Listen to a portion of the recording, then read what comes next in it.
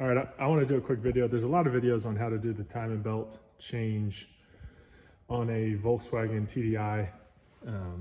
There's lots of videos on everything on YouTube, but this is a common rail CKRA engine in a 2013 Passat TDI. And you can follow along with a lot of those, which I was doing a lot of those videos. But the one thing that they did not really do a good job on any of them is explaining exactly how to get your timing belt holding tools in place. So this one's very straightforward, and there's a lot of easy videos because there's a lot of good access on how to show it.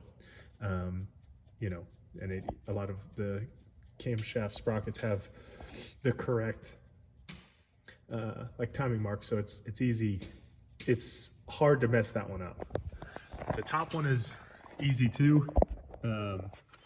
You know, this ought to be in the right place, and that thing will just slide right in. The hard one is this high pressure fuel pump, and nobody does a really good job of showing the video, so I just wanted to do that really quick because I kind of fought with it a little bit.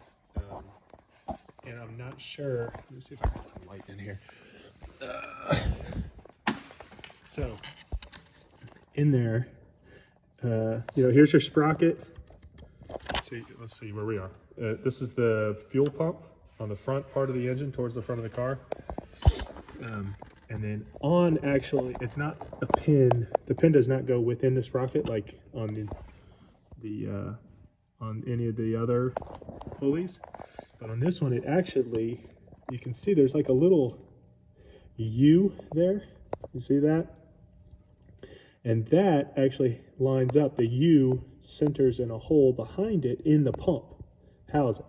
So make sure, I kind of had to fight to push this pin in, but that's how it goes, and that is in place correctly. So I hope that little video shows. Now you can go ahead with all the rest of the timing belt removal, and hopefully you got the kit with all the rest of the stuff that you should do while you're in here, because you know, obviously you got to remove a lot of stuff to get to it. But yeah, all right, let me know if that helped, and good luck on doing this work yourself and saving some money. That's what it's all about.